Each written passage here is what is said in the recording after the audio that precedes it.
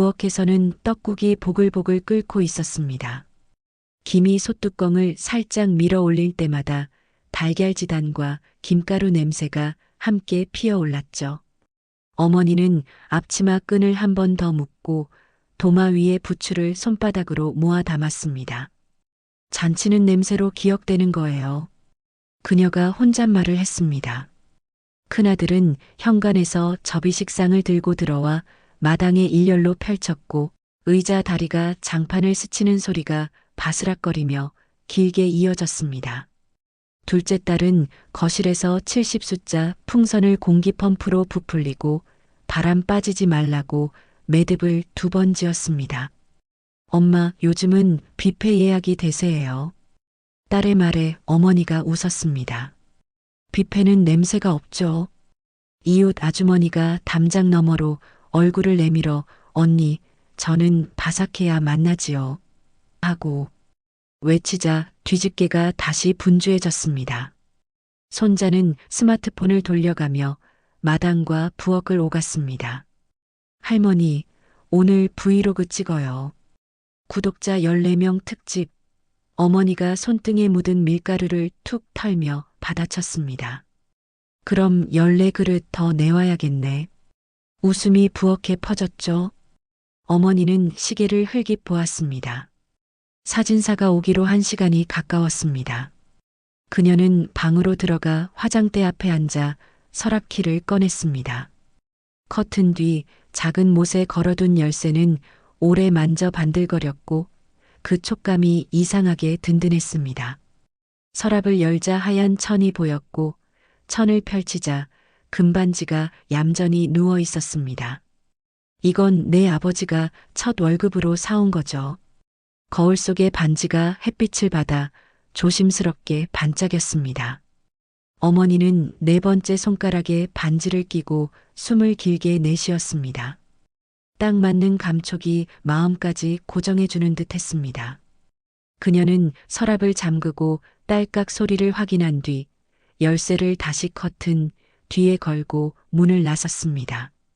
마당에서는 막걸리병 마개가 돌아가며 툭 소리를 냈고 아이들이 장독대 사이를 뛰어다니며 발소리를 찍고 다녔습니다. 잔칫집의 온도는 이미 한낮을 향해 올라가고 있었습니다. 손님들이 한 무리씩 들어오기 시작했습니다. 아이고, 여전히 기운이 좋으시네. 칠순이 뭐예요? 아직 80은 가야죠. 인사가 농담이 되고 농담은 곧 웃음으로 번졌습니다. 큰아들은 얼음통을 채우고 엄마 떡국감 봐요. 하고 국자를 내밀었습니다. 어머니가 한 숟갈 맛보더니 내 인생도 이렇게 간이 맞았으면 좋겠네. 라고 툭 내뱉자 둘째 딸이 엄마 인생은 짭짤하죠. 하고 받아 웃음이 한 번 더 터졌습니다. 손자는 카메라를 얼굴 가까이에 들이대고 할머니, 칠순 소감 한마디. 라고 묻자 어머니가 이 나이에 방송까지 하네. 하며 손바닥으로 렌즈를 살짝 밀었습니다. 사진사는 골목 끝에서 전화를 걸어 그늘 라인이 예뻐요. 마당 중앙으로 삼각대 펼칠게요. 라고 했고 곧 장비를 들고 들어와 햇빛 각도를 봤습니다. 어머니는 반지를 낀 손으로 뒷머리 핀을 정리했습니다. 손끝이 금속을 스칠 때마다 짧은 안심이 채워졌습니다. 그럼에도 마음 한켠에서 얇은 바늘 하나가 혹시 하고 찔러왔습니다. 방의 서랍 딸깍하는 잠금 소리, 커튼 뒤 작은 목그녀는 고개를 한번 돌리다 말고 스스로에게 말했습니다. 확인은 3번이면 충분하죠. 마당에서는 전이 접시에 포개지고 김이 그릇 가장자리를 타고 흘렀습니다. 둘째 딸은 바닥에 테이프를 붙여 풍선 끈이 사람 발목을 걸지 않게 했고 이웃 아주머니는 저는 가장자리 먼저 뒤집어요. 라며 요령을 보탰습니다. 어머니는 상 사이를 지나며 뜨거운 그릇을 옮겼습니다. 조심해요. 구근대어요. 말끝이 부드럽게 흘렀고 사람들의 표정도 그만큼 누그러졌습니다. 자, 가족분들 중앙으로 모이세요. 주인공은 가운데. 사진사가 손뼉을 치며 외쳤습니다. 사람들이 한 칸씩 좁혀 서느라 어깨와 팔이 부딪혔고 아이들이 뒤에서 까치발을 들었습니다. 하나, 둘, 셋. 셔터가 연달아 울리며 웃음이 번졌습니다. 그때 손자가 슬쩍 어른들 틈을 빠져나와 방으로 들어갔습니다. 그는 커튼 뒤에서 열쇠를 꺼내 서랍을 열고 천을 살짝 젖혔습니다. 반지는 생각보다 가벼웠고 손바닥에 올리니 금빛이 얌전히 떠 있었습니다. 케이크 리본 속에 숨어 있다가 촉 켜면 등장. 손자가 속삭이듯 다짐하고 케이크 상자 쪽으로 움직였습니다. 리본을 살짝 들어 반지를 끼워 넣고 덮자 종이와 크림 사이로 조그만 공간이 반지를 감췄습니다. 완벽. 그는 열쇠를 제자리로 돌려놓고 마당으로 뛰어나갔습니다. 촬영을 마친 뒤 사람들은 각자 자리를 향했습니다. 어머니는 잠깐 틈을 타 방으로 들어갔습니다. 문고리를 잡는 손이 조심스러웠고 발소리가 짧았습니다. 커튼 뒤 작은 못 열쇠 그대로. 열쇠를 꽂고 돌리자 딸깍하는 익숙한 소리가 들렸습니다. 서랍이 열리고 하얀 천이 드러났습니다. 어머니는 천에 모서리를 들어 올려 평소 반지가 놓이던 자리를 더듬었습니다. 그런데 손끝에 닿는 건 부드러운 천뿐이었습니다. 금속의 단단함은 없었습니다. 천을 완전히 펼치고 반대 솔기도 살폈지만 빈자리만 얌전히 남아 있었습니다. 가슴께가 툭 내려앉았고 손끝에 차가운 기운이 돌았습니다. 어머니는 의자 밑, 화장대 뒷면, 휴지통까지 차례로 확인했습니다. 어디에도 반지는 없었습니다. 문 밖에서는 누군가가 막걸리 누가 한 잔 더 하고 웃었지만 그 웃음이 방까지 들어오지는 못했습니다. 어머니는 서랍을 닫고 깊게 숨을 들이쉬었습니다. 내 손가락에는 있고 서랍에는 없다. 단순한 문장이 이상한 그림자를 만들었습니다. 그녀는 열쇠를 다시 걸고 입술 안쪽을 살짝 깨문 채 마당으로 걸어 나갔습니다. 점심이 시작되고 국물 소리와 웃음이 겹치던 중 어머니는 숟가락을 조용히 내려놓았습니다. 잠깐만요. 큰아들이 바로 눈치를 채고 다가왔습니다. 어머니가 낮게 말했습니다. 내 반지가 없어졌어요. 그 한 문장에 숟가락과 젓가락들이 미세하게 멈췄습니다. 둘째 딸이 제가 아까 방 정리했는데 혹시 제가 옮겼나? 하고 눈을 크게 떴고 사촌은 애들이 방에서 숨바꼭질했어요. 라고 덧붙였습니다. 손자는 어깨를 움츠리며 고개를 숙였습니다. 나 아니에요. 말끝이 작게 흔들렸습니다. 큰아들이 자리에서 일어나 차분히 정리했습니다. 여러분 식사는 계속하시고 제가 먼저 확인해 보겠습니다. 어머니와 큰아들, 둘째 딸이 방으로 들어갔습니다. 서랍은 잠겨 있고 열쇠는 자리 그대로. 큰아들이 열쇠를 돌려 서랍을 열자 하얀 천이 반듯했습니다. 그러나 안은 비었습니다. 둘째 딸은 침대 밑을 확인하고 큰아들은 손전등을 켜 화장대 뒤를 후쳤습니다. 커튼과 창틀, 휴지봉투까지 수색은 곧 마당으로 번졌습니다. 이웃 아주머니가 내 눈이 밝으니까 내가 창틀 맡을게요. 라며 손을 걷었고 누군가는 장판 끝을 살짝 들었습니다. 그 와중에 요즘 금값이 하는 중얼거림이 지나갔고 어머니는 그 말이 사람들의 마음 사이에 작은 가시가 될까봐 손끝을 꼭 모았습니다. 괜찮아요. 잔칫날은 웃어야죠. 그녀가 힘줘 말하자 둘째 딸이 고개를 끄덕이며 아이들을 마당 한쪽으로 모았습니다. 의심이 씨가 되지 않도록 어머니는 사람들 눈길을 골고루 바라보며 고개를 숙였습니다. 도와줘서 고마워요. 금방 찾을 거예요. 목소리는 얇았지만 단단했습니다. 손자는 케이크 상자 앞에서 양손을 비볐습니다. 리본 매듭을 풀고 크림 덮개를 들어 올렸지만 반지는 보이지 않았습니다. 분명 여기였는데 머릿속이 급히 되감기를 시작했습니다. 사진 찍기 전 커튼 뒤 열쇠, 서랍, 하얀 천, 반지, 케이크 그리고 삼촌이 사진 한 장만 더하며 상자를 옮겼던 장면. 혹시 그때 리본이 뒤엉키며 빠졌을까? 손자는 주변을 둘러봤습니다. 케이크 옆에는 과일 바구니가 놓여 있었고 포도송이와 배 사이 비닐에 접힌 틈에 햇빛이 잠깐 닿았습니다. 아주 얇은 금빛이 반짝거렸습니다. 손자는 숨을 멈추고 비닐을 살짝 들추었습니다. 금반지가 그 안쪽에 얌전히 끼어 있었습니다. 있다. 그는 무릎에 힘이 살짝 풀리는 걸 느끼며 조심스레 반지를 꺼냈습니다. 바로 소리치고 싶었지만 첫 말의 방향이 집안 공기를 바꾼다는 걸 손자도 어렴풋이 알고 있었습니다. 그는 비닐을 원위치 시키고 바구니를 들고 마당 가장자리로 갔습니다. 할머니, 잠깐만요. 어머니가 고개를 돌렸습니다.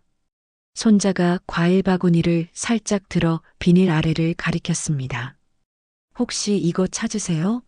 어머니의 눈이 커졌습니다. 투명한 비닐 아래 금빛 원이 햇빛 한 조각을 품고 있었습니다. 큰아들이 재빨리 바구니를 받아들었고 둘째 딸이 비닐을 조심스럽게 걷어냈습니다. 반지는 반지였습니다.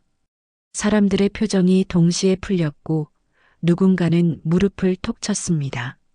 아이고, 여기 있었네.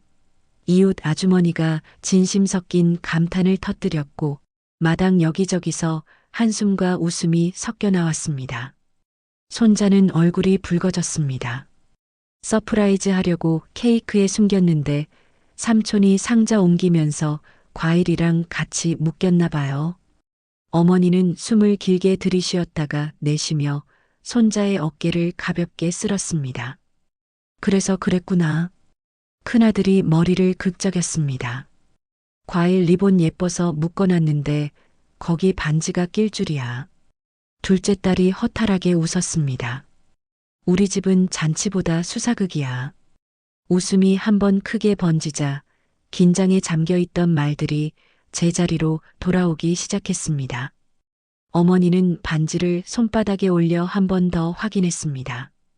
표면에 작은 흠집들이 세월의 자국처럼 고르게 퍼져 있었습니다. 그녀는 네 번째 손가락에 반지를 천천히 밀어 넣었습니다. 금속이 살에 닿는 순간 미세한 온기가 오르고 그 온기가 심장으로 되돌아오는 듯 했습니다. 손자가 고개를 숙였습니다. 할머니, 죄송해요. 잘해드리고 싶어서 어머니가 고개를 저었습니다. 마음이 예뻤어요. 그걸로 됐죠.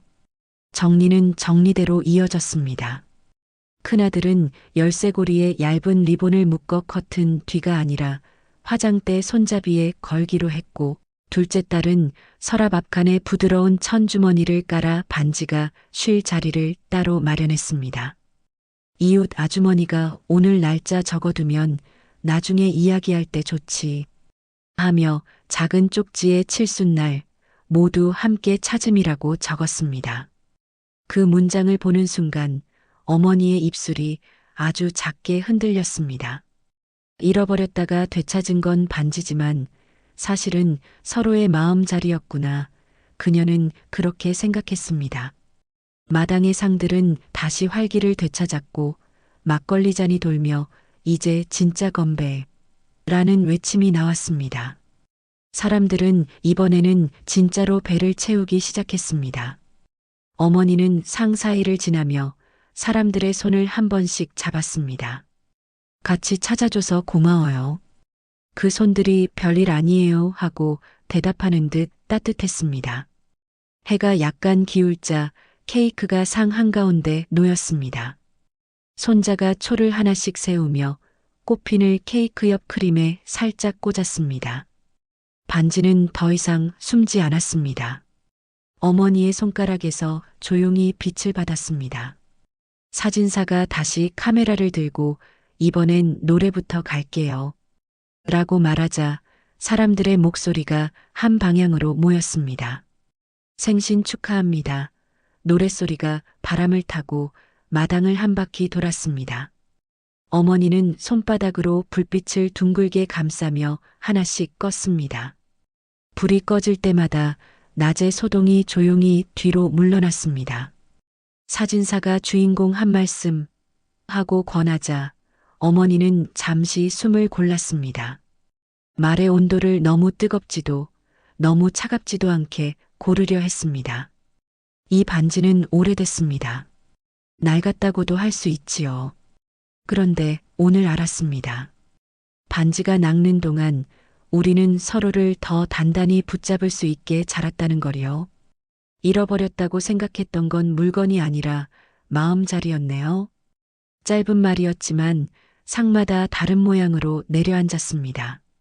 둘째 딸은 코끝을 만지며 고개를 끄덕였고 큰아들은 그래, 그 말이 맞다는 듯 웃었습니다. 손자는 케이크 칼을 들고 어머니를 보았습니다. 잘나요? 어머니가 고개를 끄덕였습니다. 흰 조각이 접시로 옮겨질 때 식혜의 은근한 냄새가 다시 피어올랐습니다. 웃음은 낮아지고 목소리는 깊어졌습니다. 오늘은 길었지만 이상하게 짧게 느껴지기도 했습니다. 손님들이 돌아가고 난 마당에는 의자와 빈 그릇, 낮의 온기가 얇게 남아 있었습니다. 큰아들은 호스를 끌어와 바닥을 가볍게 후쳤고 둘째 딸은 남은 전을 용기에 나눠 담았습니다. 이웃 아주머니는 그릇 내일 돌려줄게 하고 비닐봉투를 챙겼습니다. 손자는 삼각대를 접어 현관 옆에 세우고 휴대폰을 껐습니다. 집안이 원래의 호흡으로 돌아오자 어머니는 의자에 앉아 양말 끝을 살짝 당겼습니다. 발바닥에 남은 하루의 피로가 뒤늦게 온몸으로 스며올랐습니다.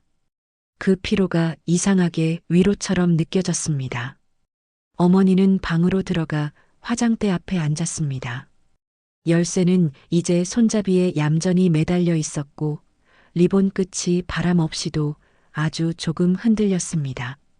서랍을 열고 새 천주머니를 꺼낸 뒤 반지를 한 번 더 손바닥에 올렸습니다. 수고했어요. 누구에게 하는 말인지 밝히지 않아도 되는 오래된 인사였습니다. 반지를 주머니에 넣고 쪽지를 그 옆에 놓았습니다. 칠순날 모두 함께 찾음. 어머니는 그 한 줄을 손가락으로 천천히 짚어 내려갔습니다. 거실에서는 큰아들이 전등을 한 칸 낮추고 둘째 딸이 화병 물을 갈았습니다. 손자는 할머니, 오늘 영상은 우리끼리만 볼게요. 라고 말했습니다. 어머니가 미소로 답했습니다. 제목은 내가 지어요. 나는 오늘 제목 없이도 기억나겠네. 현관문을 닫자 귀뚜라미 소리가 또렷해졌습니다. 밤 공기는 낮보다 차분했지만 차갑지 않았습니다. 어머니는 부엌불을 끄고 마당을 한번 훑어본 뒤 방으로 돌아왔습니다. 화장대 서랍을 닫는 소리가 낙과 같은 딸깍이었지만 뜻은 달랐습니다. 마무리 그리고 안심. 그녀는 거울 속 자신에게 작게 고개를 숙였습니다. 정말 수고했네요. 침대에 누워 천장을 바라보며 낮에 함께 웃고 함께 찾고 함께 먹은 얼굴들을 하나씩 떠올렸습니다. 마지막으로 손자의 얼굴이 떠오르자 어머니는 손가락에 반지를 가만히 만졌습니다. 무겁지 않은데 든든한 무게였습니다. 내일이 와도 이 무게면 충분히 버틸 수 있겠다 싶었습니다. 밤은 조용히 집을 덮었고 집은 오늘도 사람을 품었습니다. 그리고 그 사람들 사이에 사라졌다 돌아온 금빛 한 줄기가 오래도록 남아 있었습니다.